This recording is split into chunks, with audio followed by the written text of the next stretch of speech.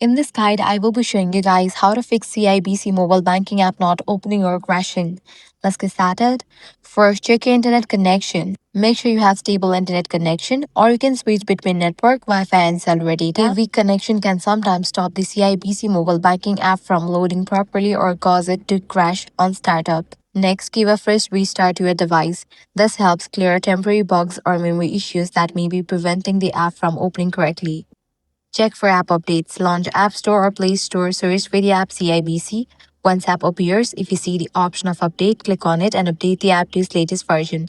An outdated version is one of the most common reasons for crashes. Next up, update your device software. For that, launch settings, go to General, click on Software Update. If any new updates are available for your device, just update it. With these, your problem might be fixed. Or what you can do is completely delete CIBC app from your device and reinstall it. Finally, if nothing works, it could be a temporary issue with CIBC servers. So wait a few minutes and try again later, or use the CIBC website as an alternative way to access your account.